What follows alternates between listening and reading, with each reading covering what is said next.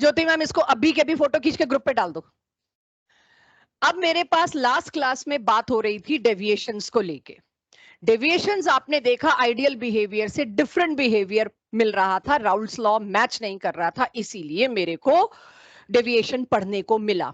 कहीं पर आपने देखा प्रेशर एक्सपेक्टेड से, सॉरी, वेपर्स एक्सपेक्टेड से ज्यादा बन गए तो प्रेशर ज्यादा हो गया, वेपर्स एक्सपेक्टेड से कम बने तो कम हो गया। ये हमने रूटीन में देखा लास्ट क्लास में, जिसकी वजह से हम लोग डेविएशन पढ़ रहे हैं। अब आप ये ब्लू लाइन को देख के ये समझ सकते हो ये डेविएशन कौन से वाली है।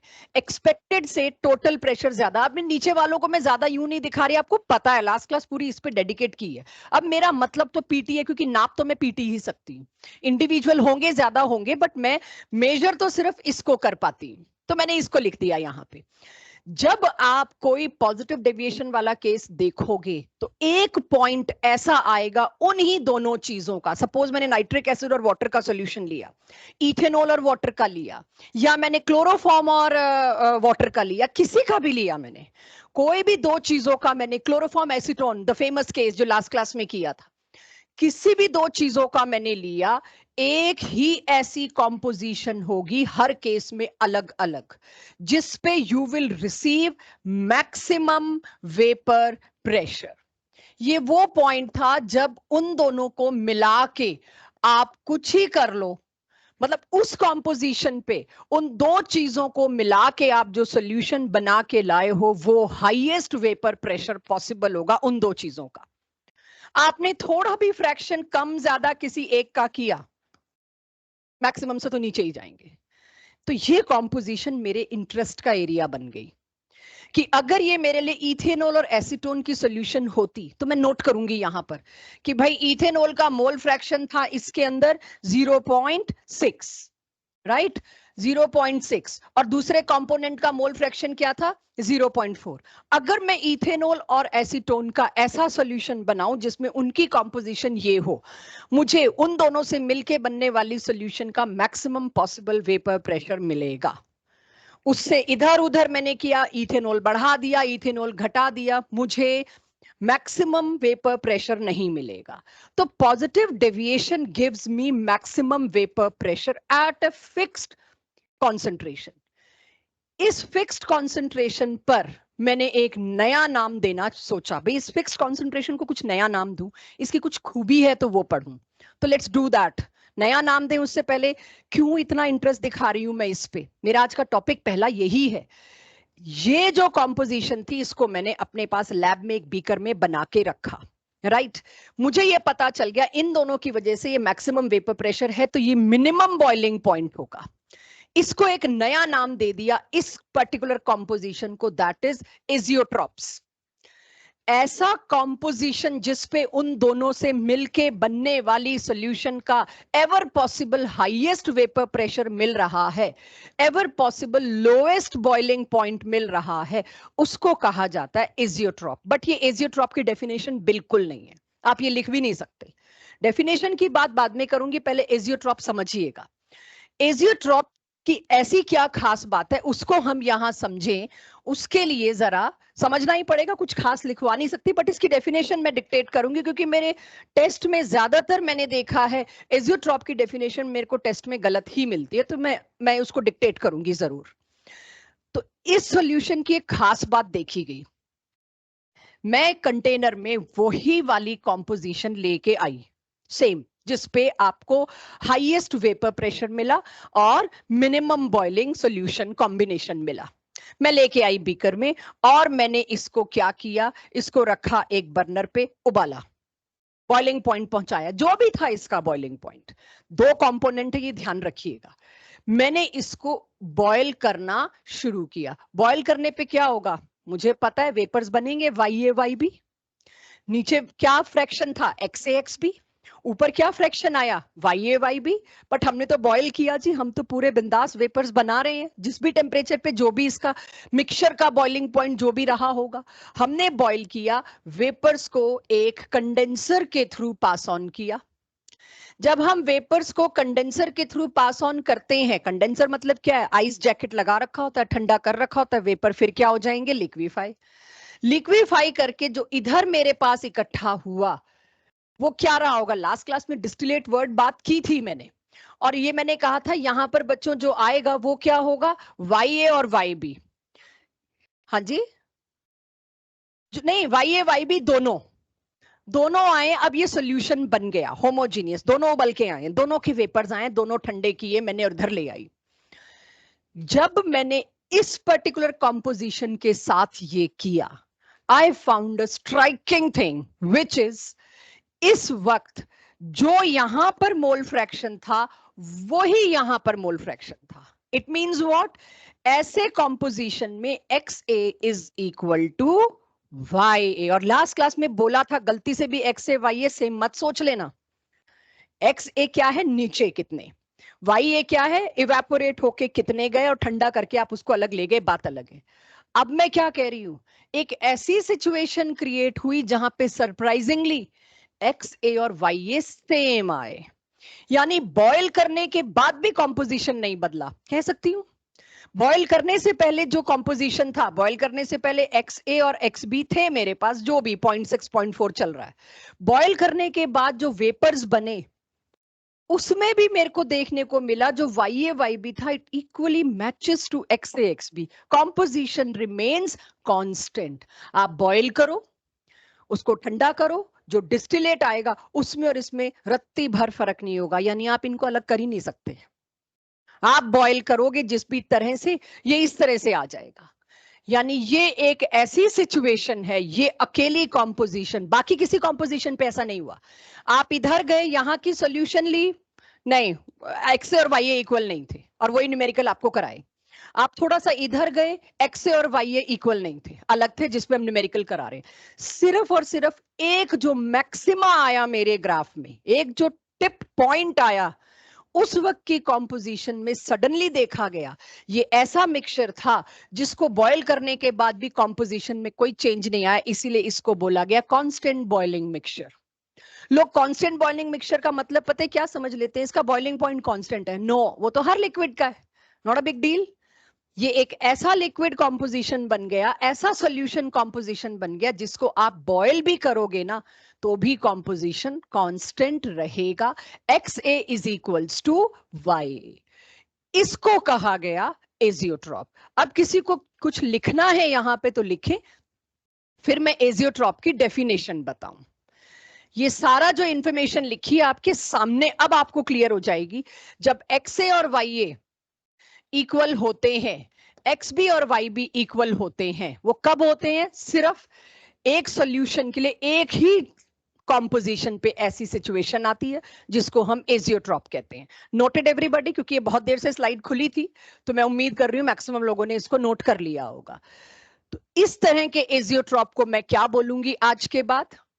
Minimum boiling azeotrope. आपसे कभी कोई मिनिमम बॉइलिंग एजियोट्रॉप पूछे, इस ग्राफ को सोचे बिना जवाब मत देना, सोचना जरूर। डेफिनेशन में लिखवा रही हूं बट सोचना जरूर। सिमिलरली क्या आप अपनी कॉपीज में नेगेटिव डेविएशन का ग्राफ बना के सब कुछ लिख सकते हैं? आई एम वेटिंग, करिए, मैं नेगेटिव डेविएशन के लिए वेट कर रही हूँ। सब कुछ सेम आप लोगों ने बना लिया है। अच्छा, ये एग्जाम्पल एनसीईआरटी का, सबको रटा हुआ होना चाहिए।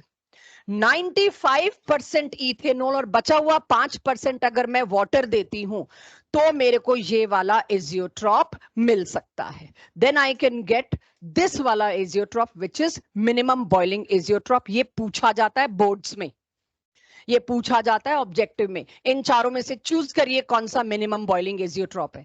95% की जगह आपने 85% वाले को टिक कर लिया, गलत है।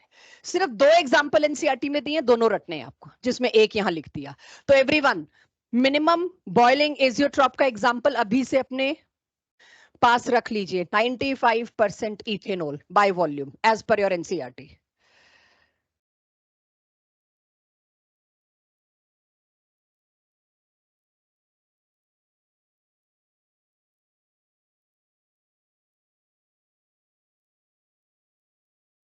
ज्योति मैम आज के टेस्ट, अच्छा ज्योति मैम है नहीं यहाँ, ओके चल। नेगेटिव वाला बनाइए सभी लोग, मैं वेट कर रही हूं। सॉरी, नेगेटिव वाले में एक मिनिमा होगा मैक्सिमा के बजाय, है ना? बनाइए इसको।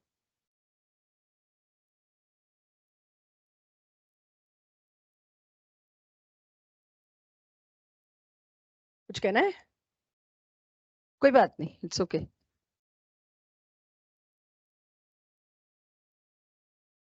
ये रहा नेगेटिव डेविएशन में वो जो मिनिमा आया, सबसे छोटी वैल्यू, सबसे कम वेपर प्रेशर। जब इतना कम वेपर प्रेशर है इस पर्टिकुलर सॉल्यूशन का, ये कॉम्पोजिशन पे मुझे क्या मिलेगा?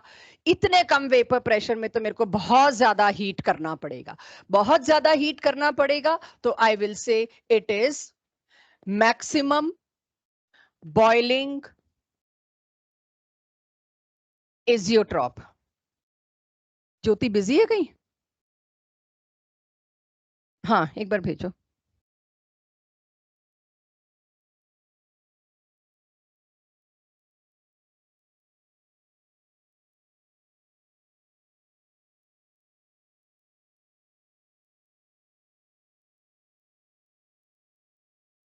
मैक्सिमम बॉइलिंग एजियोट्रॉप का एग्जांपल एनसीईआरटी से उठाया है मैंने।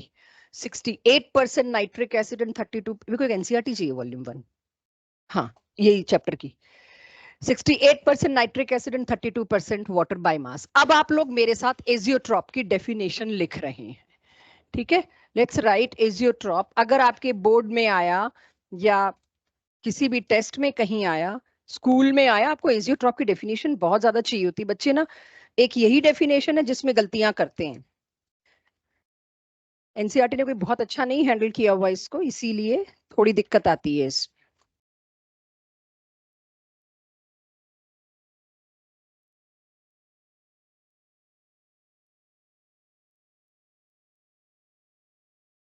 Fast fast, thank you. चलिए लिखिए एजियोट्रॉप्स। पहले आप एजियोट्रॉप की डेफिनेशन लिखेंगे, उसके बाद टाइप्स लिखेंगे। ये हमेशा के लिए एक हैबिट डाल लीजिएगा। तो एजियोट्रॉप की जो डेफिनेशन है वो मैं आपको बता रही हूं यहां पर। They are binary mixtures. मैं डिक्टेट कर रही हूं बच्चों, ठीक है? मैं लिखने के बजाय एनसीईआरटी से देख के एग्जैक्ट डिक्टेट कर रही हूं। They are binary mixtures having same composition in liquid as well as vapor phase. They are binary mixture having same composition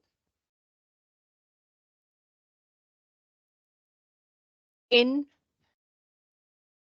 liquid as well as vapour phase.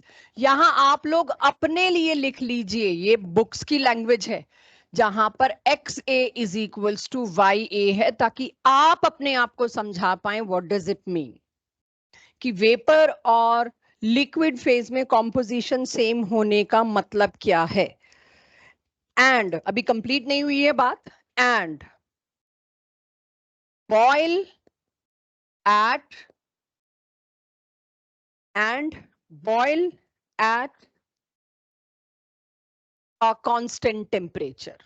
एक कांस्टेंट फिक्स टेम्परेचर पर ये boil होगी, ये वाली particular solution.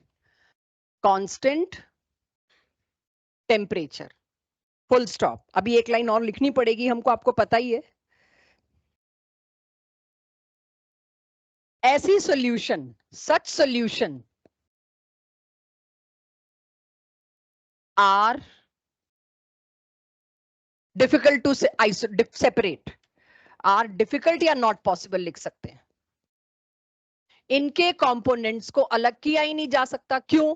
क्योंकि उबल के जो ऊपर कंपोनेंट गए वो भी उतने ही गए हैं जितने नीचे। ठंडा करोगे वापस वही का वही मिल जाएगा। तो ऐसी कॉम्पोजिशन वाली सॉल्यूशन को आप अलग अलग कर ही नहीं सकते बाय फ्रैक्शनल डिस्टिलेशन। इन पे आप डिस्टिलेशन लगा ही नहीं सकते क्योंकि इनका बॉइलिंग पॉइंट फिक्स हो गया। पहले हम क्या सोचते थे, एक कंपोनेंट जल्दी उबलेगा, एक कंपोनेंट लेट उबलेगा। जो जल्दी उबलेगा उसको अलग कर लेंगे, वेपर्स को। ये कॉम्पोजिशन पे आके कमाल ये हुआ कि दोनों के दोनों कंपोनेंट का बॉइलिंग पॉइंट फिक्स हो गया, उसी पे सेम हो गया, फिक्स होने के साथ साथ सेम हो गया। अगर आप ये वाली सॉल्यूशन लेते 68% नाइट्रिक एसिड, मुझे पता है नाइट्रिक एसिड का बॉइलिंग पॉइंट बहुत अलग है, वाटर का बॉइलिंग पॉइंट बहुत अलग है। कायदे से क्या होगा, जब मैं ये दोनों लूंगी, नाइट्रिक एसिड पहले उबल जाएगा, उसके अलग वेपर्स बन के मैं ठंडा करके उसको अलग कर लूंगी, वाटर अलग नाइट्रिक एसिड अलग, अगर मैं करूं कोशिश।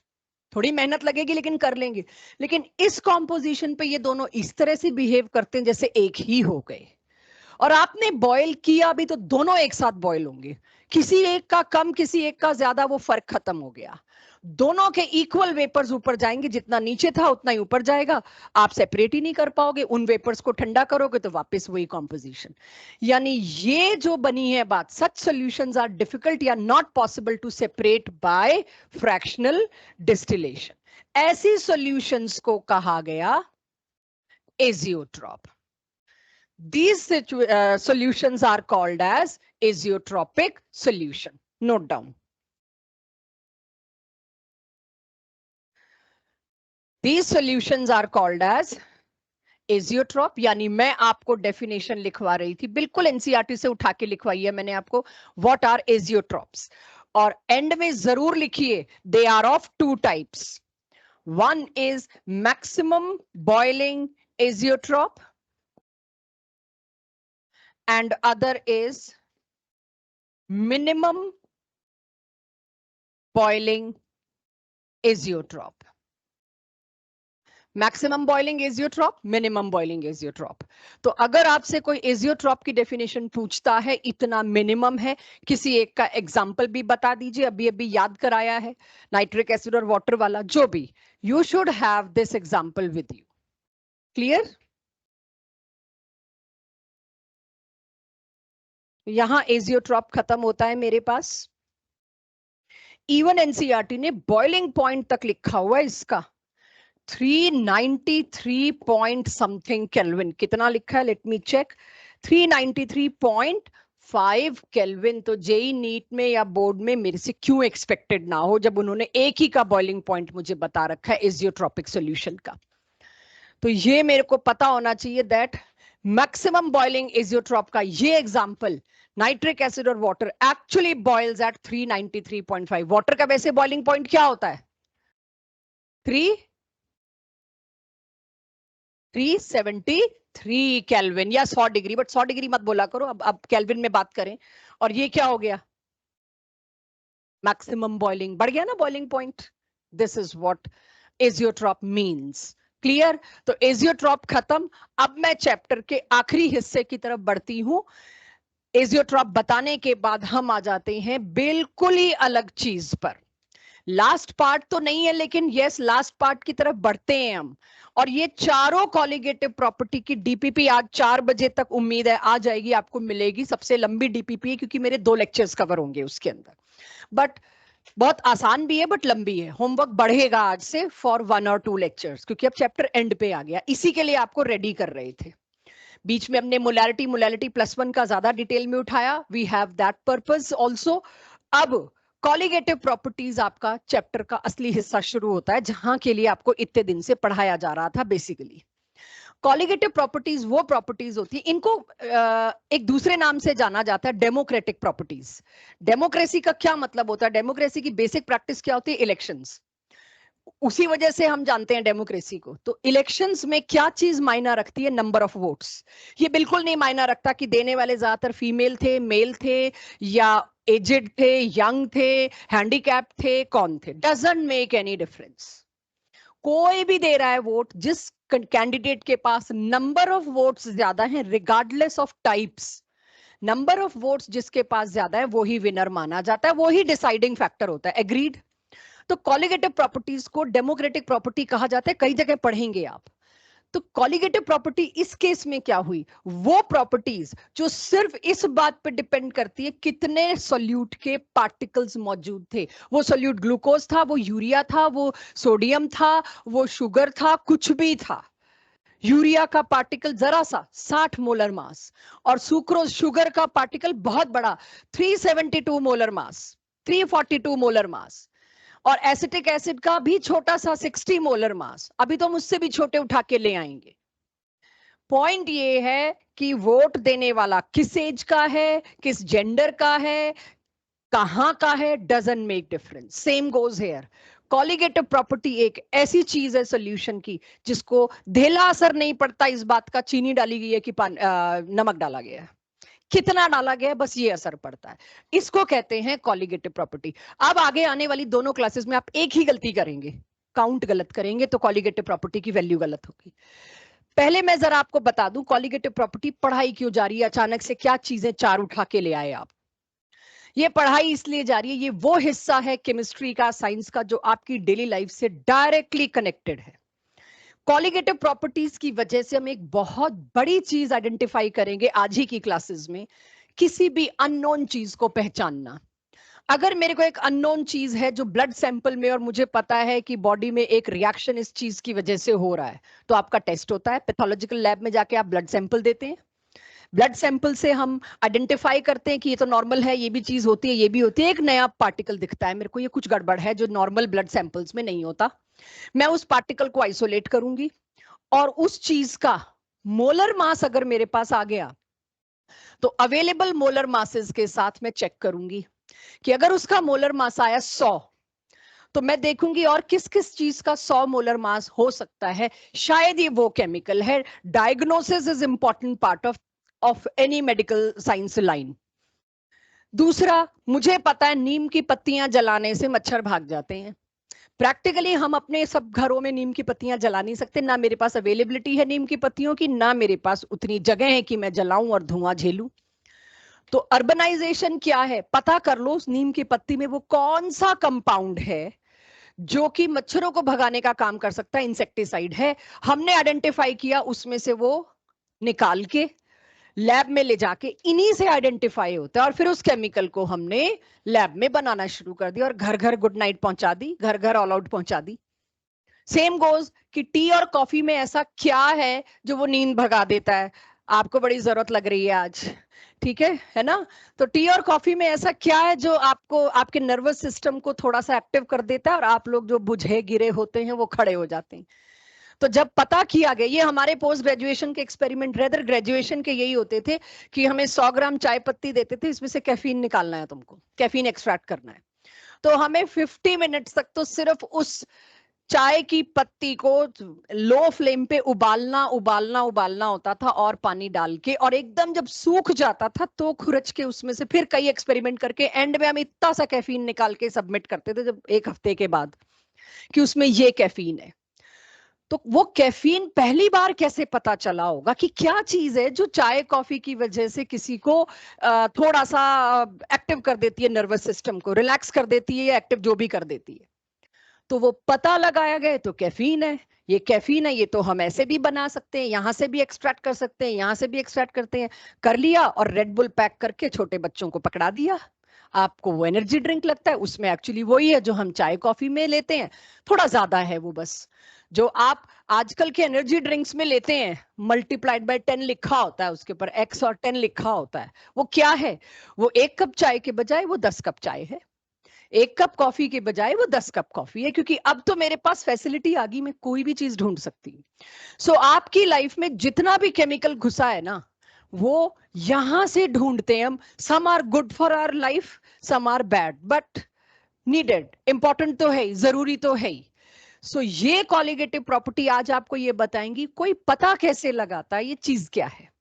सबसे पहले उसका मोलर मास ढूंढ के, तो यहां से आपको इस ब्रांच ऑफ साइंस से उस चीज का मोलर मास मिलेगा। फिर जो +1 के फर्स्ट चैप्टर में आप पढ़ के आए हैं, वो टीम, रेदर नहीं, जीओसी पार्ट 2 में आप पढ़ के आए, वो टीम क्या करेगी? वो जो आपको हमने एक्सट्रैक्ट करके दिया कैफीन, मेरे को फैक्ट्री में बनाना है, देखो ये क्या है, इतनी तो चाय की पत्ती में नहीं, बड़ा महंगा हो जाएगा, फिर कहां आपको 100 रुपए में रेड बुल मिलेगी, राइट? 100 रुपए में मिलती होगी, 90-100 रुपए के आसपास या और कम में, आई डोंट नो, तब नहीं मिलेगी आपको, क्योंकि अगर उसमें इतनी कैफीन डालनी है तो मेरे को बहुत महंगा पड़ेगा, और वो कैफीन अगर मैं चाय पत्ती से लाऊं तो कहीं ना कहीं उसको फिर केमिकली बनाना पड़ेगा। तो उसके लिए फिर हम गए जीओसी पार्ट 2, ढूंढो इसके अंदर क्या क्या है। उन्होंने ढूंढा इसमें इतना % कार्बन है, इतना % ऑक्सीजन है, इतना % हाइड्रोजन है। रिमेंबर दैट फॉर्मूला, परसेंटेज वाले फॉस्फोरस सल्फर हेलोजन, उस टीम ने, उस चैप्टर ने वो फॉर्मूला दे दिया। फिर एक तरफ से मेरे पास फॉर्मूला नहीं, सॉरी, परसेंटेज दे दी, और मैंने मोलर मास दे दिया। 12th के स्टूडेंट ने मोलर मास दे दिया, 11th के जीओसी पार्ट 2 वाले ने बता दिया कितने कितने % कौन सी चीज है। फिर जो केमिस्ट्री का फर्स्ट चैप्टर आपने 11th में पढ़ा, एम्पेरिकल फॉर्मूला वाला टेबल याद है? कार्बन इतने %, ऑक्सीजन इतने %, नाइट्रोजन इतने %, और उससे आप क्या निकालते थे? Empirical formula. तो उस टीम ने आपको एम्पेरिकल फॉर्मूला दे दिया जी, ये है मोलर मास हमने इस चैप्टर से उठा लिया। इंपेरिकल फॉर्मूला और इंपेरिकल मास और मोलर मास को डिवाइड करके आपको n मिल गया, और फिर आपने अगर n उसका 3 आया, 3 मल्टीप्लाई करके इस तरह से खोजा। ये तो ये चीज है, 3 चैप्टर ने मिला के खोज के आपको दिया कि चाय की पत्ती में ये था, बना सकते हो बना लो, नहीं बना पाए तो हम फिर चाय की पत्ती पे ही जाएंगे, और इसी से कैफीन चाहिए हमको क्योंकि कहीं और मिल नहीं रही, या कॉफी से, राइट। सो छोटी छोटी चीज, अगर आपके टूथपेस्ट में कोई चीज डाली जा रही है और हमें पता है वो नीम के पेड़ की टहनियों में, पहले अगर देखो तो टूथब्रश नहीं होते थे हमारे बचपन में, तो हम अपने दादा दादी के घर जाएं तो वो हमें ब्रश अगर वो देख लेते थे तो बहुत नाराज होते थे, फेंको इनको, और वो नीम के पेड़ से हमें वो उठा के देते थे और उसी से हमें दातुन करना पड़ता था जब तक उनके पास रहते थे। दे नेवर अलाउ कि ये तुम ये कोलगेट वोलगेट ले आओ। तो अब जो टूथपेस्ट है उसमें जो वो मेडिसिनल क्वालिटीज हैं वो कैसे सोची होंगी क्या डालें। पहले देखा गया है कि नीम की टहनियों में वो कौन सा चीज है जो ओरल कैविटी के हाइजीन के लिए जरूरी है, और उसी हिसाब से कोई नीम की पत्तियों का या नीम के पेड़ को थोड़ी पीस में उसको डाला है, उसको पीस के नहीं डाला, उसके उस केमिकल को यहां से आइडेंटिफाई करके लैब में बना के टूथपेस्ट में आर्टिफिशियली डाला गया। So this part has important role in your life. Colligative property एक ही काम करेगी मेरे लिए पूरी लाइफ, किसी भी अननोन सोल्यूट का मोलर मास निकलवाएगी। तो मेरे सारे न्यूमेरिकल्स आपको क्या मिलेंगे, ज्यादातर सोल्यूट का मोलर मास बताओ क्या, कैसे उसे समझिएगा। तो ये 4 colligative properties your syllabus, DPP चारों की एक साथ है, मैं आज ये 2 ले रही हूं, फर्स्ट एंड फोर्थ, अगली क्लास में ये 2 लूंगी। जैसे ही चारों कॉलिगेटिव प्रॉपर्टी की डीपीपी हो गई, एक ही डीपीपी रह जाएगी, उसको हम आखिरी क्लास में करेंगे, सिर्फ छोटी छोटी कमियों को करेक्ट करेंगे। अब मैं आ जाती हूं सबसे पहली colligative property, that is relative lowering of vapour pressure. आपका ये हेडिंग होनी चाहिए। अब इसको पढ़ा चुकी हूं पिछली क्लास में, ज्यादा देर नहीं लगनी मेरे को। Relative lowering of vapour pressure, last class में आपको मैंने पढ़ा दिया था, अगर नॉन वॉलेटाइल सोल्यूट डाला जाए किसी लिक्विड में तो क्या होता है। अब मेरे को सब जागे हुए चाहिए, बिकॉज ये इससे आपको पता चलेगा पिछला सारा चैप्टर इसमें घुस गया। तो अगर किसी ने देना शुरू करना है तो क्वेश्चन यहीं से देना शुरू करना है, ठीक है।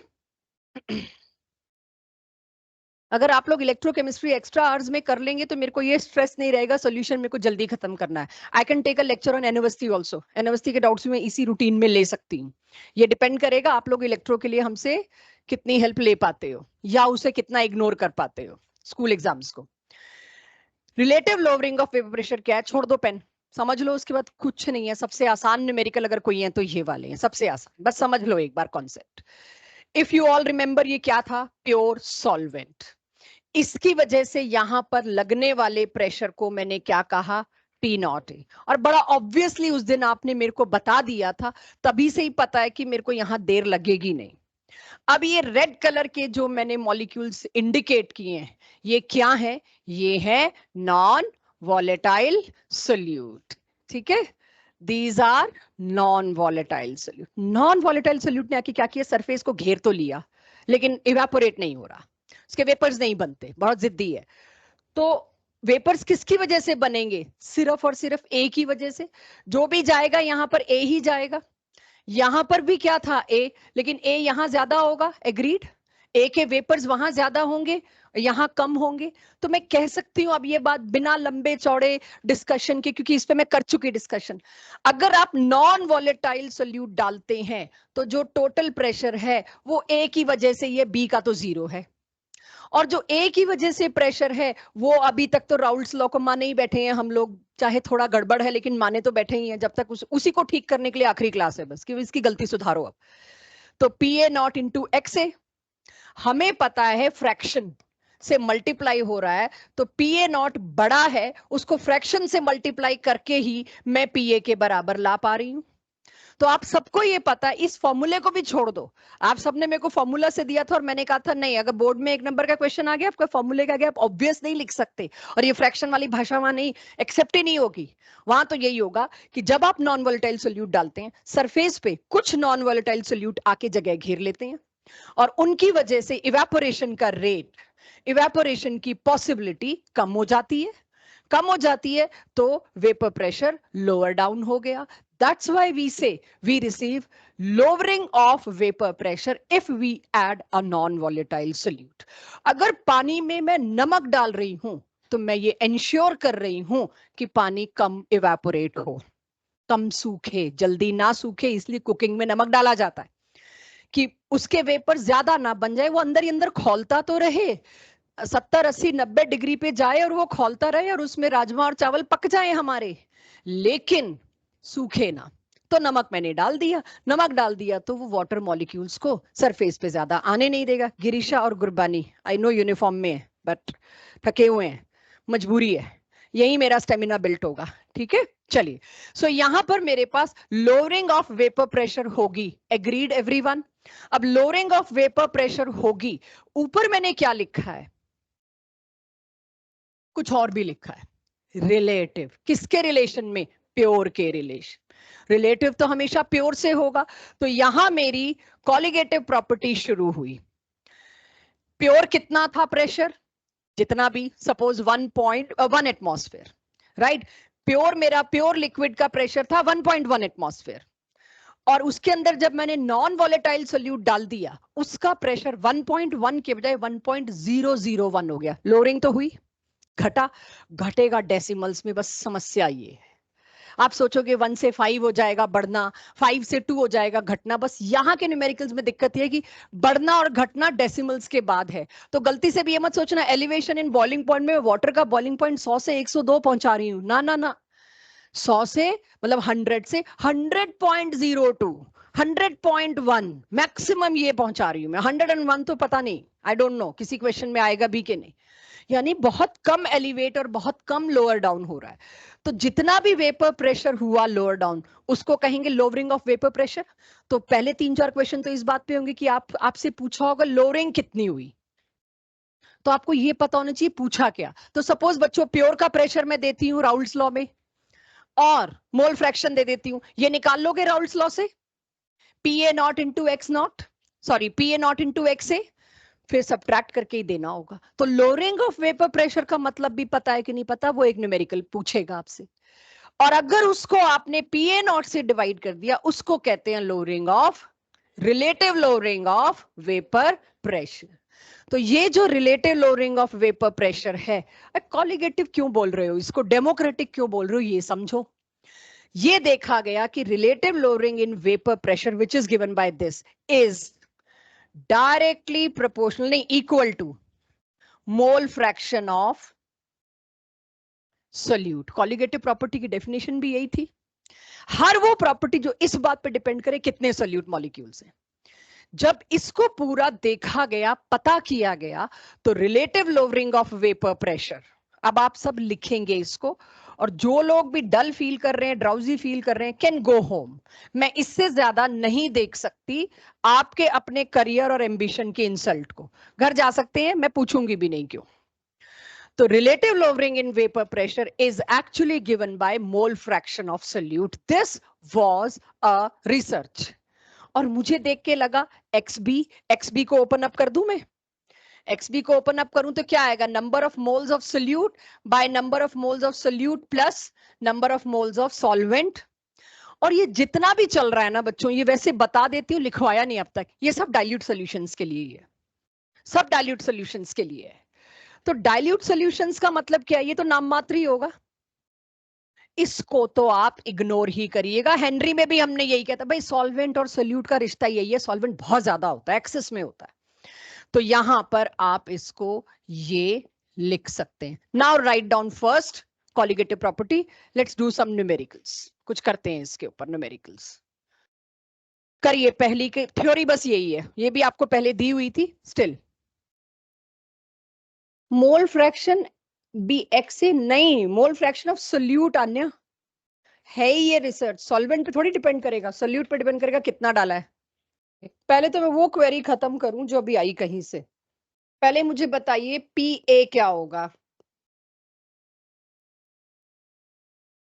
We all have this lowering, और ये काफी न्यूमेरिकल्स में भी काम आएगा अभी मेरे को. लोअरिंग ऑफ वेपर प्रेशर क्या होगी?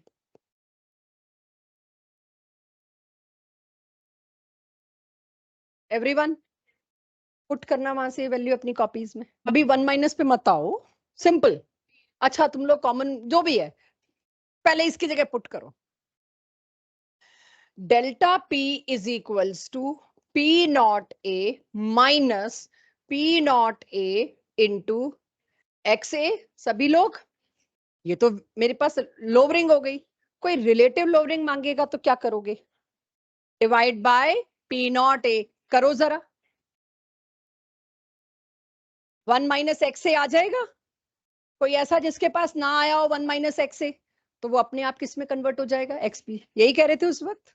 बस मैंने कहा चलो कर ही लेते हैं, जो वो कह रहा था वो बात तो वही थी, बट मैंने ही कहा था मत करना, इसीलिए मत करना। फॉर्मूला यार ये याद रखो, एक्स बी। उस वक्त इसको निकालने के चक्कर में मत रहना कि मैं निकाल सकती हूँ। आई नो आप सब निकाल सकते हैं, बट अवॉइड इट। ठीक है, तो मैं आपको एनसीईआरटी का बता रही हूँ। Vapour pressure of pure benzene at any temperature, जो भी टेम्परेचर दे रखा है, इज 0.850। तो प्योर बेंजीन का है, तो बेंजीन के लिए बी लिख दूं बच्चों में?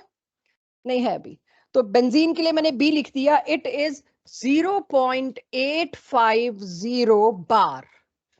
इतना मेरे को बेंजीन का प्योर का प्रेशर दिया। अब सुनना, मैं सारा लिख नहीं रही। A non volatile non electrolyte, सबसे बड़ी हिंट, नॉन इलेक्ट्रोलाइट। ये अगली क्लासेस में पता लगेगा कि नॉन इलेक्ट्रोलाइट क्यों बोल रहे थे। जैसे राउल्ट लॉ पढ़ते वक्त आपको आइडियल गैस का आइडियल सॉल्यूशन का मतलब ही नहीं पता था, अगली क्लास में पता चला था। ऐसे अगली क्लासेस में पता चलेगा ये क्यों नॉन इलेक्ट्रोलाइट वर्ड ला रहे हैं। तो अभी तो इग्नोर ही करो। नॉन इलेक्ट्रोलाइट मतलब जो डिसोसिएट नहीं हो सकता, NaCl KCl नहीं है, कुछ ऐसा है आपको पता ही नहीं। आपको वही तो ढूंढना है क्या चीज है, सोल्यूट का मोलर मास ही तो आइडेंटिफाई करना है। तो एक नॉन वॉलेटाइल सोल्यूट है जिसका वजन, जिसका वेट मेरे को दे रखा है 0.5 ग्राम, when added to 39 gram of benzene, 39 gram of benzene, जिसका मोलर मास, बेंजीन का मोलर मास मेरे को 78 गिवन है। Vapour pressure of the solution is, यानी सॉल्यूशन का वेपर प्रेशर दे दिया। तो खाली बेंजीन की वजह से ही होगा सॉल्यूशन में प्रेशर, दूसरे वाला तो नॉन वॉलेटाइल है, तो मैंने अब पीबी लिख दिया। वो प्रेशर मेरे को दे दिया 0.845 बार। चेक कर लेना, घटा ही होगा। कितना कितना डेसिमल पे दूसरी पोजीशन पे जाके घटा है। ठीक है, यहां बस समस्या यही आने वाली है। What is the molar mass of added solute? पहचानो वो सोल्यूट कौन सा था। तो मुझे इतना पता लग गया, क्वेश्चन कह रहा है मोलर मास ऑफ सोल्यूट निकालो। तो मेरी इच्छा अब क्या है, मेरे पास एक फॉर्मूला है, relative lowering of vapour pressure, जो कहने पे आपके मैंने डिराइव भी कर लिया। आप खुद भी कर सकते हैं, कोई बड़ी डील नहीं थी। आप डिराइव नहीं करोगे, अब आप फॉर्मूला याद रखोगे, विच इज पी, बेंजीन है ना, पीबी नॉट माइनस पीबी, ये तो क्या था, लोअरिंग। इसको डिवाइड कर दूंगी अगर मैं प्योर से, तो क्या बन जाएगा, रिलेटिव लोअरिंग। ये किसके इक्वल होगा, मोल फ्रैक्शन ऑफ सोल्यूट। तो क्या मैं मोल फ्रैक्शन ऑफ सोल्यूट को एन, अब सोल्यूट इसमें बेंजीन नहीं है, सोल्यूट इसमें कुछ और है, अननोन है, तो वो बी और बी में कंफ्यूज मत हो जाना, क्योंकि मैंने बी तो बेंजीन के लिए ले लिया। तो अब मैं उस सोल्यूट के लिए एस ले लेती हूँ, मेरी मर्जी, मैं किसी तरह से भी अपने आप को बचा सकती हूँ, 1 2 ले सकती हूँ, जो मन आए। नीचे किसका होगा, सॉल्वेंट का, क्योंकि सोल्यूट तो नाम मात्र है, डाइल्यूट सॉल्यूशंस है, तो ये NB। अब इसे ओपन अप कर रही हूँ, सोल्यूट के मोल कितने रहे होंगे, उसका ग्राम डिवाइडेड बाय उसका मोलर मास। तो सभी लोग अगर मेरे साथ हो, यहां सोल्यूट कितने ग्राम डाला गया है, 0.5 ग्राम। तो यहां इस गिवन मास की, इस मास की जगह मैं 0.5 कर दूं बच्चों। और बेंजीन कितने ग्राम दिया हुआ है, 39 ग्राम। बेंजीन का मोलर मास क्वेश्चन ने खुद दिया है, सब कुछ है मेरे पास, राइट। अब जो मेरे पास यहां LHS था, मैं उसको भी लिख लेती हूं, डायरेक्ट सब्ट्रैक्ट ही कर लो। 0.850 में से 0.845 कितना आ जाएगा, 0.005 divided by 0.850. This is how you people are going to give me now molar mass. दीजिए मेरे को, समझिए और दीजिए। यहां वैल्यू पुट करने में वाकई बिग डील नहीं आएगी आपको, सब कुछ खुला क्वेश्चन में दे रखा है। करिए, सॉल्व करिए, नींद भगाइए अपनी, आंसर दीजिए। Yes 170 exact. तो जो भी सोल्यूट डाला था आपने बेंजीन के अंदर, आपका मोलर मास आते ही इस चैप्टर का काम खत्म। अब अगली टीम का काम शुरू, कि इसके अंदर कितने परसेंट कार्बन थी, कितने परसेंट नाइट्रोजन थी भी कि नहीं थी, वो अगली टीम का काम शुरू। इस चैप्टर का काम सिर्फ इतना होगा, मोलर मास निकालो। तो निकाल लेंगे? जिनका नहीं आया मैं वेट कर रही हूँ। लो लिख रही हूं मैं। Vapour pressure of pure water is 23.8 millimeter Hg at 298 Kelvin. 50 gram of urea, urea का मोलर मास मैं बता देती हूँ 60 होता है। 50 gram of urea is dissolved in 850 grams of water. अब के यूरिया बोल दिया गया तो शायद मोलर मास नहीं पूछ रहे। देखते हैं क्या पूछ रहे हैं, बस यही क्वेश्चन। अब यही वैरायटी बदलती जाएगी, एक फॉर्मूला है, कोई एक वेरिएबल मांग लेंगे आपसे। लेट्स सी क्या वेरिएबल मांगा इसमें। इसमें इन्होंने कहा calculate the vapour pressure of water for this solution. Calculate the vapour pressure of water for this solution, not for pure, for this solution. Also the lowering भी निकाल के दीजिए। Do it. नहीं लोरिंग नहीं, रिलेटिव लोरिंग पूछा है और आसान कर दिया। चल ऑल्सो द रिलेटिव लोरिंग करिए इसको। किसी को जरूरत हो मुझे बुला लेना। इसमें वाटर के मोल्स कितने आ रहे होंगे? 850 ग्राम में ठीक ठाक आएंगे भाई। कर दो इग्नोर नीचे से यूरिया को, कुछ थोड़ा बहुत फर्क आएगा, देखते हैं। मतलब यही एक्सपेरिमेंट तुमने करना है कि इग्नोर करें कि ना करें। अब मुझे पता है 1000 ग्राम वाटर में 55 मोल्स होते हैं वाटर के, तो 850 ग्राम में कितने होंगे पहले तुम वो निकाल लो। यूरिया में तो 1 मोल भी नहीं है, तो कर सकते हैं इग्नोर। 23.3 आप मेरे को दे रहे हो vapour pressure of water, lower हुआ है ना पहले ये बताओ। हाँ 23.3 सीम्स करेक्ट। फिर भी आप लोग काउंटर दीजिए अगर कुछ और आ रहा है तो, है ना? बस घटना चाहिए और डेसिमल्स में ही घटना चाहिए, इतना चेक आप कर सकते हैं। अब मैं इस फॉर्मूले को थोड़ा सा ऐसे अपने हिसाब से मोल्ड कर देती हूँ। लोअरिंग को डेल्टा पी लिख दूं, क्योंकि मेरे को लोअरिंग तो पता ही नहीं ना, मेरे को दूसरा प्रेशर ही निकालना है। तो क्या मैं पिछले फॉर्मूले को ऐसे लिख सकती हूँ इजी करने के लिए? डेल्टा पी कितना घटा, थोड़ा कैलकुलेशन हैंडल करनी इजी हो जाएगी, वो सिखा रही हूं। इधर क्या आएगा? Number of moles of urea, तो मैं सीधे number of moles of urea यहाँ 50/60 लिख दूं एवरीवन। वो आप मैं उम्मीद कर रही हूं खुद कर लेंगे। डिवाइडेड बाय कितने नंबर ऑफ मोल्स? 850/18। दिख ही रहा है इग्नोर होगा, ये 1 भी नहीं आना, और ये 30 के ऊपर आएगी वैल्यू, 35-40 के आसपास आएगी ये वैल्यू। तो क्या ही मैं पॉइंट ऐड करूंगी उसके अंदर 40 के अंदर।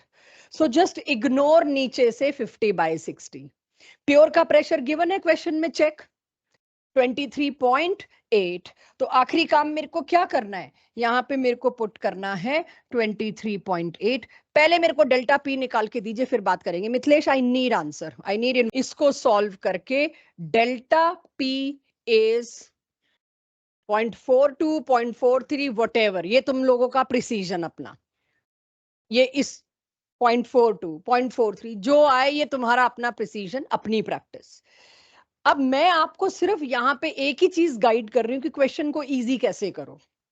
ये आई लोअरिंग। मेरे से क्या पूछा था भाई? वाटर का वेपर प्रेशर निकालो इस सॉल्यूशन के लिए। तो मुझे पता है ऊपर जो लोअरिंग थी डेल्टा पी, वो थोड़ी देर पहले आप ही लोगों के साथ मैंने शेयर किया, वो क्या थी ये, और आपने करवाया। यस, अब सब्ट्रैक्ट करने वाली स्टेज आ गई बस। डेल्टा पी यानी लोअरिंग कितनी है एज पर यू? 0.42। प्योर का प्रेशर कितना दे रखा है मेरे को? प्योर का प्रेशर 23.8 माइनस पूछा ही पीए था, अब तो निकाल लेंगे आप। राइट जब मेरे से पूछा ही पीए था, वो पीए आपने निकाल लिया। रिलेटिव लोअरिंग करनी है तो क्या करोगे, लोअरिंग को प्योर से डिवाइड करके 0.42 को प्योर से डिवाइड करके दे दोगे। आगे तो तुम कर लोगे, नंबर की मेरे को कोई वैल्यू नहीं है यहाँ पे, मेथड की है। Anyone in class who is not able to cope up, इस क्वेश्चन को नहीं कर पाते हैं, ऐसा कोई है? अब मैं एक क्वेश्चन दे रही हूं जिसमें सिर्फ आपने मेरे को वैल्यू पुट करके देनी है, आई डोंट नीड आंसर, मन गणंत दे रही हूं, इसीलिए वैल्यू पुट करके सॉल्व करने मत लग जाना कि पता चले मेरी मन गणंत वैल्यूज के चक्कर में वेपर प्रेशर उल्टा बढ़ जाए। ठीक है, ऐसा हो सकता है जब आप अनप्लान्ड क्वेश्चन देते हो तो शायद मेरी वैल्यूज ऐसी अटपटी आ जाए कि प्रेशर बढ़ ही ना जाए। सो अगर मैं आपको मनगढ़ंत क्वेश्चन एक देती हूं उसको समझिएगा, और ऐसे बहुत भरे पड़े एनसीईआरटी में, एनसीईआरटी से ही उठाया है मैंने ये क्वेश्चन, जो सोचा है कि एक ये करा देती हूं।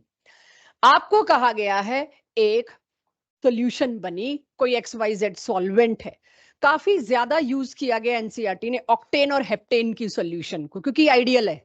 और अभी तो हम आइडियल पे ही चल रहे हैं, नॉन आइडियल की गड़बड़ तो हम तब सुधारेंगे जब राउल्ट्स को सुधारेंगे, तब इन इक्वेशंस की बात करेंगे।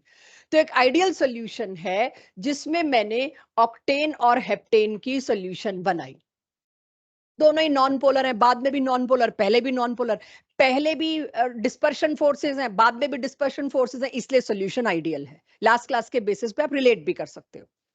अब अगर मैं कहती हूं ऑक्टेन एक सॉल्वेंट था प्योर, उसका प्रेशर मैंने आपको दे दिया, ऑक्टेन का प्योर का प्रेशर मैंने आपको दे दिया, और आपसे लोअरिंग के बारे में क्या बात की, कितने ग्राम हेप्टेन डालूं, हेप्टेन क्या है मेरा सोल्यूट, कितने ग्राम हेप्टेन डालूं ताकि ऑक्टेन का pressure reduces to 80%, reduces to 20%। भरे पड़े हैं ऐसे क्वेश्चन, काइनेटिक्स में भी आपने देखा था 20% हो जाए, 80% हो जाए, वही बात यहां करूंगी। Suppose my question is again, कितने ग्राम हेप्टेन डालूं ताकि ऑक्टेन का प्रेशर जो है it should reduces to 90%। Pure का प्रेशर का मतलब क्या था, जो भी उसकी वजह से प्रेशर था, अगर मैं उसको 100 मान लूं तो नया प्रेशर जो बने रिड्यूसेस टू 90%, तो इतना घट जाए। मतलब प्योर का अगर था ये, ऑक्टेन के केस में मैं ओ लिख देती हूं ए के बजाय, प्योर का प्रेशर अगर ये था तो सॉल्यूशन में ऑक्टेन की वजह से प्रेशर इतना हो, रिड्यूसेस टू 90% का मतलब क्या, 10% घटा, डिवाइडेड बाय, इसको समझो। और ऐसे 5-6 क्वेश्चन अभी मेरे को एनसीईआरटी में दिख रहे हैं बैक एक्सरसाइज और इंटेक्स में, परसेंटेज वाले, कि रिड्यूसेस टू 90% का मतलब क्या है, 10% की लोअरिंग है, सीधी साफ बात। तो ऊपर 10 आएगा, नीचे 100 आएगा, कितना आसान कर दिया वो, 23.5 से तो बेटर यही कैलकुलेशन। तो मेरे लिए लोअरिंग को अगर किसी क्वेश्चन में ऐसे बताया तो लपक लो उसको, लेकिन अगर कह दिया रिड्यूसेस टू 90% के बजाय रिड्यूसेस बाय 20%, 100 का 80 हो गया। ये रिड्यूसेस बाय और रिड्यूसेस टू की कंफ्यूजन को बचाना। रिड्यूसेस बाय 20%, वेपर प्रेशर की लोअरिंग इज बाय 20%, मतलब पहले 100 था, अब कितना हो गया, 80। तो क्वेश्चन मेरा यहां पर था, अगर मैं अपने पुराने क्वेश्चन पे इंटैक्ट रहूं, कि 90% तक पहुंचाना है, रिड्यूसेस टू 90%, तो 100 का 90 हो गया, डिवाइडेड बाय 100, कितने ग्राम में हेप्टेन डालूं। तो अब मुझे पता है ऊपर क्या आएगा, grams by molar mass of heptane, वो आपसे एक्सपेक्टेड होगा। हेप्टेन का मतलब क्या है, C7H16, आप अपने आप मोलर मास निकालेंगे, यहां वो पुट कर देंगे, डिवाइडेड बाय ऑक्टेन, नीचे सोल्यूट का रखना होता है, सॉरी सॉल्वेंट का, तो सॉल्वेंट का भी मास आपको बता रखा होगा, 100 ग्राम सॉल्वेंट में इतने ग्राम सॉल्वेंट में, वो भी क्वेश्चन की रिक्वायरमेंट होगी। 100 ग्राम सॉल्वेंट में, अच्छा उसका मोलर मास भी आपको पता है। एक ही चीज नहीं पता, सॉरी ये पूछा है, मोलर मास तो हमें पता ही है, कि कितने ग्राम में हेप्टेन डालूं ताकि उसके वेपर प्रेशर में इतनी लोअरिंग हो। तो कितने ग्राम डालूं में आपको सिर्फ ये निकालना है, बाकी मोलर मासेस नाम दे दिए तो आपको मोलर मासेस दे दिए, सॉल्वेंट का पक्का मास भी दे रखा होगा। तो अब इस नेचर का एक क्वेश्चन करते हैं, थोड़ा सा मुझे आपको बताना था। डीपीपी आप तक डिस्ट्रीब्यूट हो रही है, बट इस नेचर का भी एक क्वेश्चन मैं भी आपको एनसीईआरटी से ढूंढ के दे रही हूं। आप देखना डीपीपी सब्जेक्टिव में कौन से नंबर पे है। Vapour pressure of pure water.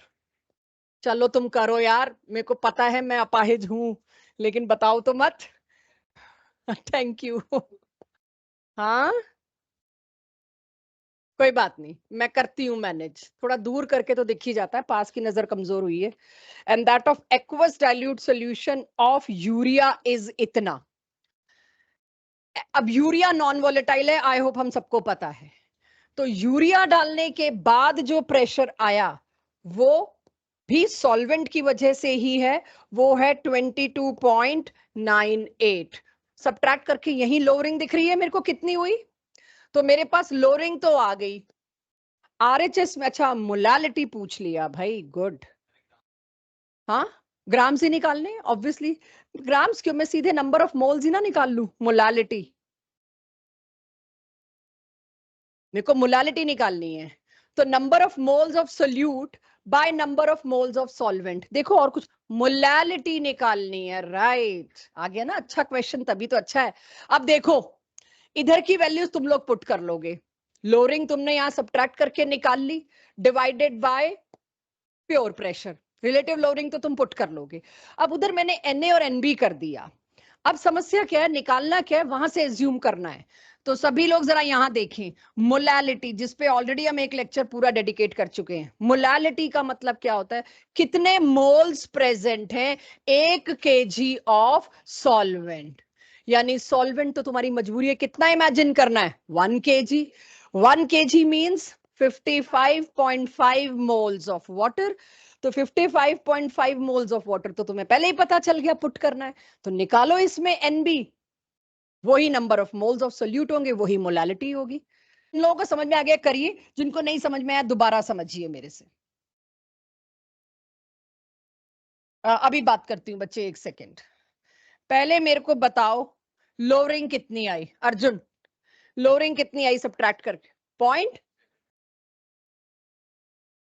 चलो 7 के बाद भी कुछ है, 8.78।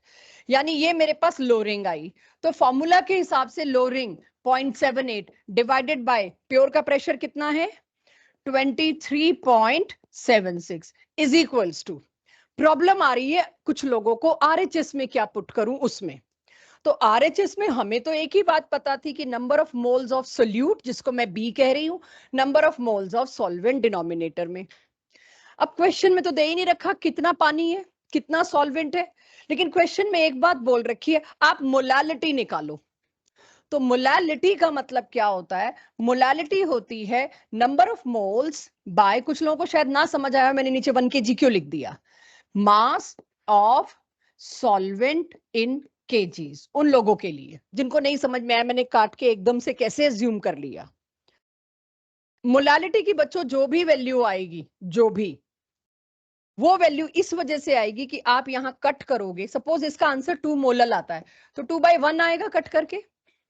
तो नीचे तो हमेशा पर केजी 1 kg ही रहेगा। तो जब भी आपसे ऐसे क्वेश्चन में मोलालिटी मांगी जाए, तो आपको फ्रीडम दी गई है, आप सॉल्वेंट का मास 1 kg एज्यूम कर सकते हो।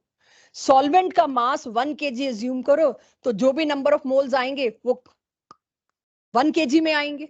1 kg में आएंगे मतलब आप मोलालिटी ही दे रहे हो।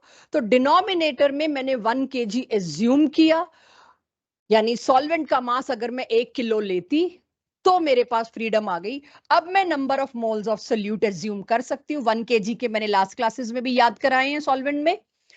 वाटर अगर है, यस, जो हमारे पास नो, ये क्या होता है solute, mole fraction of solute है आशीष। तो ऊपर number of moles of solute आएंगे। मोलालिटी किसकी होती है, मोलालिटी भी तो सोल्यूट की होती है, कॉन्सेंट्रेशन सिर्फ सोल्यूट की बताई जाती है। तो ये किसके मोल्स होते हैं मोलालिटी में, सोल्यूट के। तो ये जो मोल्स आए ये तो सोल्यूट के आए। मोलालिटी हमेशा सोल्यूट की बताई जाती है। इसमें आपको ये पता चल गया, मैक्सिमम आपसे यही चीजें पूछी जा सकती थी, मैंने सारी पूछ ली। तो फर्स्ट कॉलिगेटिव प्रॉपर्टी तो खत्म। सर कॉलिगेटिव प्रॉपर्टीज बताई, 4 में से एक हो गई relative lowering of wave pressure. इससे बड़ी कोई भी नहीं है, सबसे बड़ी मैंने पहले करा दी ताकि मेरे पास अब छोटी छोटी रहे। तो चैप्टर खत्म होने पे काफी लोग अभी पूछ रहे हैं कब होगा, तो आज की क्लास से वैसे ही पता चल जाना है। सेकेंड कॉलिगेटिव प्रॉपर्टी जो मेरा आज का आखिरी टारगेट है वो है ऑस्मोटिक प्रेशर। चौथे नंबर पे मैंने लिखी हुई थी ऑस्मोटिक प्रेशर।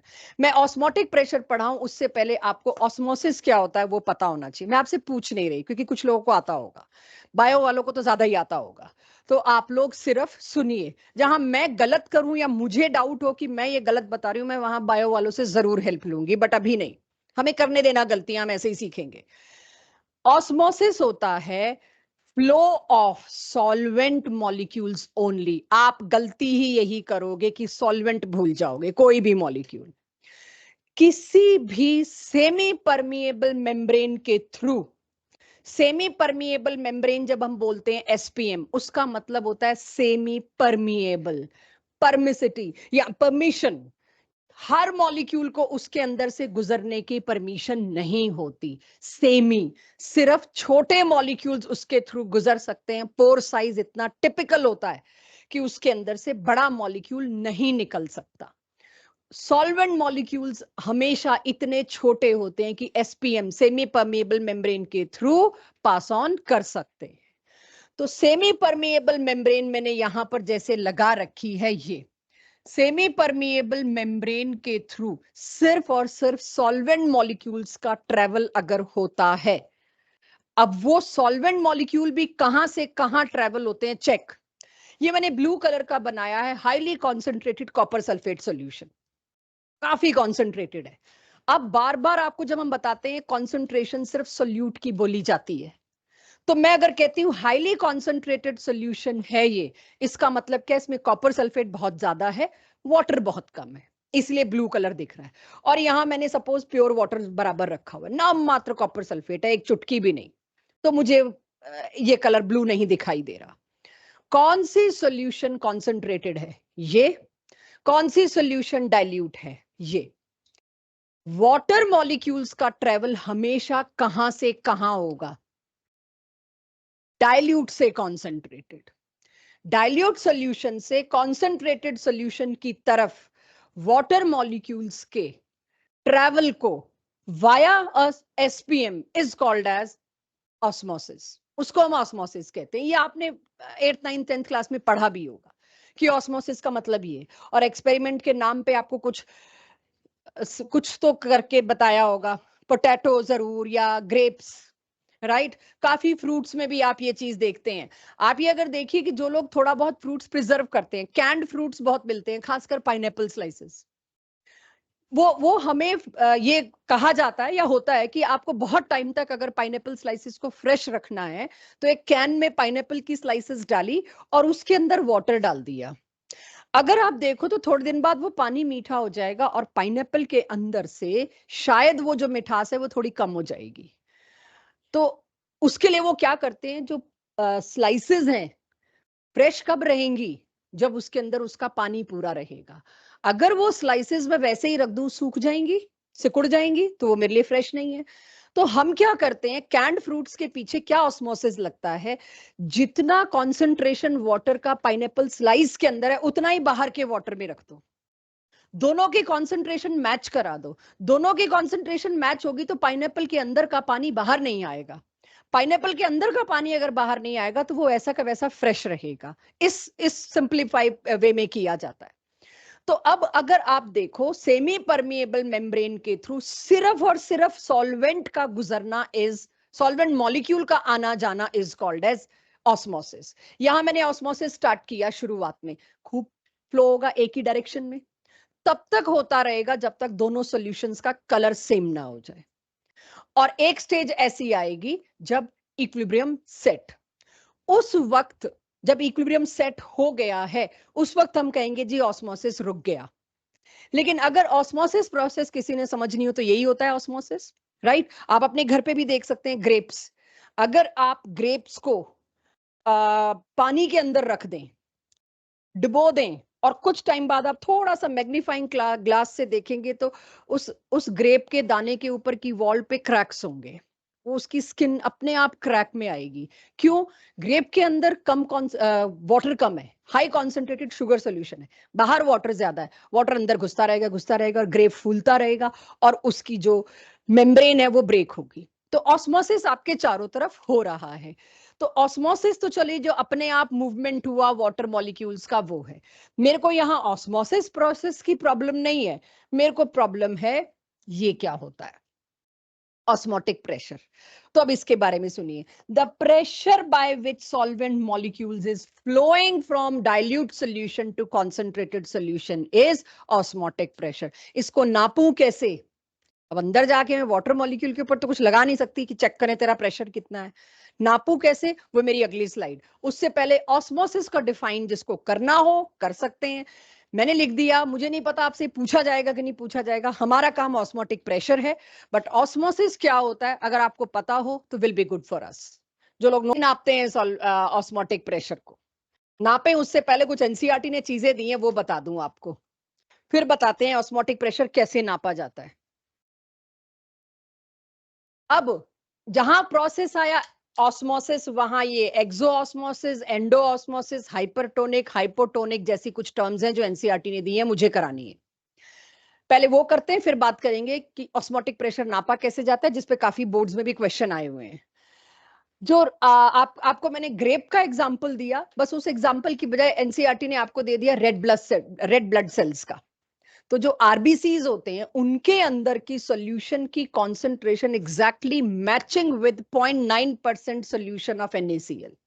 अगर नापा जाए आरबीसीज के अंदर जो कॉन्सेंट्रेशन है वो वही है जो आप एक टेस्ट ट्यूब में लैब में कॉन्सेंट्रेशन बनाते हो, 0.9% NaCl, बाकी बचा हुआ 99.1% वाटर। तभी आप देखेंगे जितने भी इंजेक्टेबल्स जो इंट्रावीनस होते हैं उनकी ये होती है कि वो इमीडिएट इमरजेंसी में दिए जाते हैं तो ब्लड में एकदम से वो डिसॉल्व हो जाएं, दोनों की कॉन्सेंट्रेशन सेम है। सो आरबीसी की कॉन्सेंट्रेशन ये होती है अंदर, आरबीसी के अंदर। आरबीसी को मैंने अगर बाहर एक पेट्री डिश में एक सॉल्यूशन में रखा NaCl की जिसकी कॉन्सेंट्रेशन 0.9% से ज्यादा है, तो बाहर क्या सॉल्यूशन है? बाहर की सॉल्यूशन मेरे पास कॉन्सेंट्रेटेड है, अंदर की उसके आगे क्या हो जाएगी? डाइल्यूट, क्योंकि मैंने बाहर हैवी कॉन्सेंट्रेशन डाल दी। तो आपको पता है कहां से कहां जाता है पानी? डाइल्यूट से कॉन्सेंट्रेटेड। आरबीसी के अंदर से वाटर सॉल्वेंट कहां जाएगा? बाहर की सॉल्यूशन में, और उससे वो क्या हो जाएगा? सिकुड़ जाएगा। तो उसको बायो वाले बता दे क्या कहते हैं? प्लाज्मोलाइसिस कहते हैं क्या? Just out of curiosity I am saying, bio वालों को पता होगा, आज नहीं पता होगा 2 महीने बाद पता चल जाएगा, but if you can do it, otherwise forget it. अब आ जाते हैं यहां पर, जब भी कोई सॉल्यूशन का कंपैरिजन आप लेते हो ऐसी सिचुएशन में, कंपैरिजन क्या है? बाहर वाली सॉल्यूशन इज मोर कॉन्सेंट्रेटेड और मेरा रेफरेंस क्या है? आरबीसी। तो मैंने आरबीसी को किधर रखा? मैंने ऐसी सॉल्यूशन में रखा जो उससे ज्यादा कॉन्सेंट्रेटेड थी, हाइपरटोनिक। तो आपके पास जो ऑब्जेक्टिव क्वेश्चन होंगे उसमें पूछा जाएगा अगर मैं आरबीसी या एक ग्रेप को या किसी भी चीज को हाइपरटोनिक सॉल्यूशन में रखूंगी तो क्या होगा? वो श्रिंक होगा, राइट? इसी तरह से रिवर्स, अगर बाहर मैंने ऐसी सॉल्यूशन रखी जिसकी कॉन्सेंट्रेशन इज, दोनों जगह हाइपर लिखा है, उसको हाइपो कर दो, ठीक है, जिसकी कॉन्सेंट्रेशन इज लेस।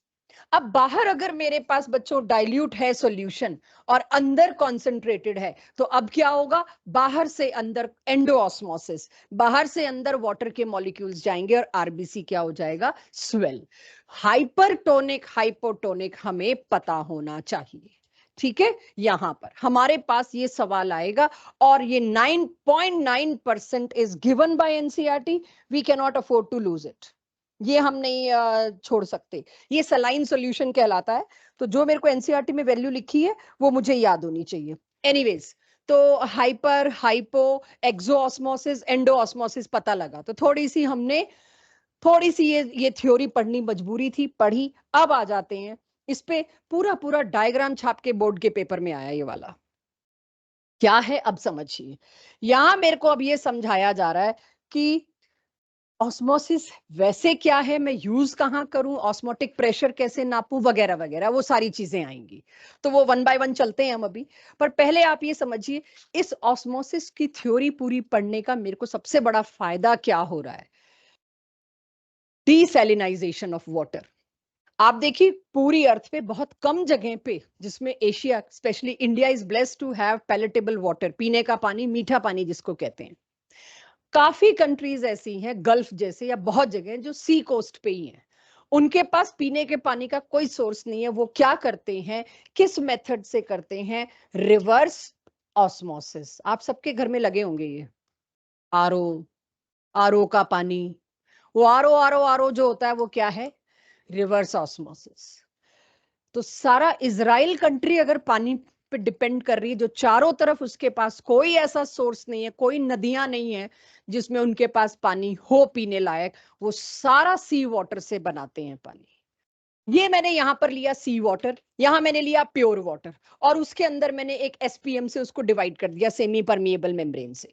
अब सेमी परमिएबल मेम्ब्रेन क्या करेगी, उसका तो एक ही काम है, वो तो सी वाटर हाईली कॉन्सेंट्रेटेड सोल्यूशन, और यहां मैंने जो प्योर वाटर रखा है ये तो डाइल्यूट। तो जो मैंने पिंक एरो से डायरेक्शन दिखाया है, वाटर तो इसी डायरेक्शन में जाएगा, मेरा पीने वाला पानी भी इसमें कंज्यूम हो गया। जिस प्रेशर से डाइल्यूट की डायरेक्शन से कॉन्सेंट्रेटेड की डायरेक्शन में वाटर फ्लो कर रहा है, अगर मैं उससे ज्यादा प्रेशर रिवर्स डायरेक्शन में बिजली की हेल्प से कर दूं, इलेक्ट्रिसिटी की हेल्प से क्रिएट कर दूं, पानी उल्टा जाएगा। रिवर्स ऑस्मोसिस, ऑस्मोसिस के उल्टा प्रोसेस। यानी जिस प्रेशर से वाटर के मॉलिक्यूल्स टुवर्ड्स या अलोंग दिस एसपीएम फ्लो कर रहे हैं, अगर मैं उसके बराबर प्रेशर लगा दूं, तो मैं ऑस्मोटिक प्रेशर ढूंढ सकती हूं कितना था। अब देखिए दोनों बात एक ही डायग्राम में बता रही हूं। यहां मैंने प्रेशर पंप लगा रखा है, एंड आई एम मैनेजिंग, जो इसकी कॉन्सेंट्रेशन थी, जो इसकी कॉन्सेंट्रेशन थी, वो बदलने नहीं दूंगी मैं। अगर बदलने नहीं दूंगी तो क्या रोक दिया मैंने, ऑस्मोसिस रोक दिया। ऑस्मोसिस रोकने के लिए कितना प्रेशर लगाना पड़ेगा, जितने प्रेशर से पानी आ रहा है। अगर मेरे को एक किताब नापनी है तराजू के एक साइड रख के, और जैसे ही मैंने बैलेंस के एक साइड किताब रखी, बैलेंस नीचे गया, मैंने दूसरी साइड उसके बराबर का वेट रख दिया, जब दोनों बराबर आ गए तो मैंने कहा पक्का इस वेट का, इस बुक का वेट इसके बराबर होगा। Same goes hair. जिस प्रेशर से वाटर के मॉलिक्यूल इधर आ रहे थे, अगर मैं उतना ही प्रेशर इससे इधर लगा दूं, वाटर के मॉलिक्यूल आना बंद, और मैं चेक करती रहूंगी, ना इसकी कॉन्सेंट्रेशन बदली ना इसकी, मतलब मैंने ऑस्मोसिस रोकने में कामयाबी ले ली। वो प्रेशर जिस पे एग्जैक्टली ये प्रेशर रुक गया आना वाटर, वो क्या था, ऑस्मोटिक प्रेशर। और मैं थोड़ा सा बढ़ा दूं तो क्या होगा, सी वाटर में से सिर्फ वाटर निकल के प्योर वाटर वाली साइड जाएगा, सारे सॉल्ट्स पीछे रुक जाएंगे। This is desalinization of water, और this is called as reverse osmosis. Osmosis का सबसे बड़ा एडवांटेज, सबसे बड़ा यूज क्या है, reverse osmosis, desalinization of water, पीने का पानी बनाना। बहुत सी कंट्रीज इस टेक्नोलॉजी पे डिपेंड करती हैं। कुछ साल पहले, मुझे नहीं पता आपने न्यूज में सुना था कि नहीं सुना था, कुछ ही साल पहले, कि इंडिया ने 2 दिन के लिए बहुत सारा पानी इजराइल भेजा था पीने का। उनके वहां कुछ ग्रिड में ऐसा इशू आया कि they were not able to produce water, कुछ ऐसा इशू आया, मुझे एग्जैक्ट न्यूज याद नहीं है। तो इंडिया ने 2 दिन का पानी उनको पीने का भेजा था। तो इमेजिन करिए, वो इस टेक्निक पे डिपेंड करते हैं पानी पीने के लिए, अदरवाइज उनके पास पीने का पानी नहीं है। क्लियर सबको, रिवर्स ऑस्मोसिस और उसका यूज। अब अगर मैंने, अब आपका बोर्ड का क्वेश्चन, यहां एक सिंबल पी और यहां भी एक पी दे दिया, दोनों पी में P1 P2 PA PB कुछ भी कर दिया डिफरेंट सिंबल से, और पूछ लिया फॉर रिवर्स ऑस्मोसिस कौन सा प्रेशर बड़ा हो, आप बता देंगे, अभी तो पढ़ा ही है, बता देंगे। अगर ये प्रेशर है, नेम द प्रोसेस, तो आप नेम द प्रोसेस में क्या होगा, इट इज रिवर्स ऑस्मोसिस। और अगर ये प्रेशर बड़ा ना हो के छोटा है, it is osmosis. Direction of water भी आपसे पूछी जा सकती है। अब इसे समझ के ड्रॉ करिए। Let's move to numericals which is last part. एक ही क्वेश्चन कराना है बस मुझे। इस डायग्राम को आपकी कॉपी में बनना चाहिए, वरना आप ऑस्मोटिक प्रेशर अपनी तरफ से किसी को बता नहीं पाओगे क्या होता है। इस डायग्राम के बिना आपके लिए बताना मुश्किल है, what do you mean by osmotic pressure. Anything Madhav, Ashish, कोई डाउट है? कुछ है डाउट? बनाइए इस डायग्राम को। इसके बिना ऑस्मोटिक प्रेशर आपको क्लैरिफाई नहीं होगा उतना अच्छा जितना होना चाहिए। और हाइपरटोनिक हाइपोटोनिक भी कर लेना बच्चों, बोल्ड में दे रखा है एनसीईआरटी में, तो आपको आना चाहिए। ऑस्मोटिक प्रेशर यहाँ कॉलिगेटिव प्रॉपर्टी वाला कौन सा है, मुझे अब उसमें कॉलिगेटिव प्रॉपर्टी ढूंढनी है। तो पहले तो मेरे को उसका फॉर्मूला चाहिए। उसका फॉर्मूला आता है ऑस्मोटिक प्रेशर, जो मेरे लिए कॉलिगेटिव प्रॉपर्टी नंबर 4 थी, मैं आज 2 पे ले रही हूं। It is given by pi. Pi is the symbol of osmotic pressure, not atmospheric pressure. Pi is equals to C. C किस चीज का सिंबल है यहां मेरे लिए? Concentration, molarity. तो आपको जो मोलैरिटी पे इतना पढ़ाया गया वो यहां से यूज होगा। So pi is osmotic pressure, C is molarity, मोल पर litre, R is gas constant. अगर ऑस्मोटिक प्रेशर एटमॉस्फेयर या बार में है तो R क्या होगा? 83, 82, जो भी आप लेते हैं, 8.4 वाला नहीं, राइट, जूल्स नहीं। हाँ, किसी क्वेश्चन में मैंने प्रेशर ही पास्कल में लिया तो आपको आर फिर एसआई वाला लेना पड़ेगा। इसके न्यूमेरिकल्स डेफिनेटली आगे होंगे, अगली क्लास में होंगे, लेकिन अभी एटलीस्ट आपको इतना पता हो अगली क्लास में कि आते ही आपको pi is equals to CRT के न्यूमेरिकल्स करने हैं। R stands for gas constant, T stands for temperature in Kelvin. क्या मेरी क्लास मेरे को बता सकती है ऑस्मोटिक प्रेशर पे क्या होगा अगर टेम्परेचर बढ़ाया जाए? बढ़ेगा। Higher the temperature, higher is the osmotic pressure. उसी तरह से जितनी ज्यादा कॉन्सेंट्रेशन एक साइड होगी उतना ही ऑस्मोटिक प्रेशर ज्यादा होगा, डायरेक्टली प्रोपोर्शनल है, क्योंकि कहीं से मेरे पास फॉर्मूला आ गया, pi is equals to CRT.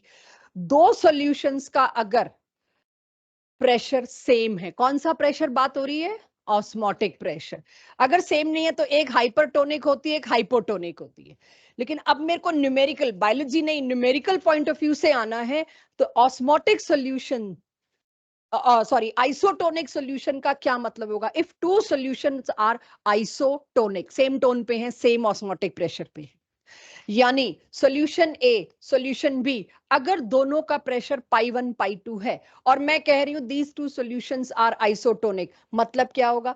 Pi 1 is equals to pi 2। एक हाइपरटोनिक है, तो अगर सॉल्यूशन ए हाइपरटोनिक है तो ये होगा, इट मींस ये हाइपोटोनिक है। तो ये कुछ कुछ कुछ छोटी छोटी टर्म्स मुझे एक झटके में बतानी थी ताकि आप लोग समझ सकें। ऑस्मोटिक प्रेशर की थ्योरी अगली क्लास में मेरे को पूरी दोबारा बताने का कोई मूड नहीं है कि मैं फिर से ये कहानियां पूरी उठा के चलूं। तो अब आप मेरे को ये बताएंगे सीधे कॉन्सेंट्रेशन पर, क्या आप लोग इस पे simply concentration related questions attempt कर पाएंगे? मेरे टेस्ट में है आज। कॉन्सेंट्रेशन क्या थी ये? Volume in litres. This, what is this? बस आज की क्लास ही बोलो, क्या कुछ मैंने गलत कर दिया? अरे नहीं नहीं नहीं नहीं नहीं, PV is equals to NRT से मिलता जुलता, ये आई एग्री। मतलब देखा जाए तो घूम फिर के मैं अभी वहां डिस्ट्रैक्ट नहीं करना चाह रही, है तो वही निकला, तो सारा वहीं से है। बट अभी आपने वो चैप्टर तो सिलेबस से कट गया। जब आप वो चैप्टर पढ़ेंगे तो सबसे बड़ी प्रॉब्लम वहां, अब तो आप अंडरस्टैंड भी कर पाओगे, ये सिर्फ आइडियल गैसेस के लिए एप्लीकेबल था। फिर उस चैप्टर में हम पढ़ते हैं no gas is ideal gas, सारी गैसेस आर नॉन आइडियल, सारी गैसेस आर रियल गैसेस। फिर इस इक्वेशन को चेंज करते, तो इसलिए हम वहां जा ही नहीं रहे, क्योंकि हमारे सिलेबस से डिलीट हो गया। जैसे आइडियल नॉन आइडियल सॉल्यूशंस थे, वैसे ही आइडियल नॉन आइडियल गैसेस थे। बट हाँ, फॉर टाइम बिंग कह सकते हो, why not, good that you related. So pi is equals to CRT is formula of osmotic pressure. Clear everyone?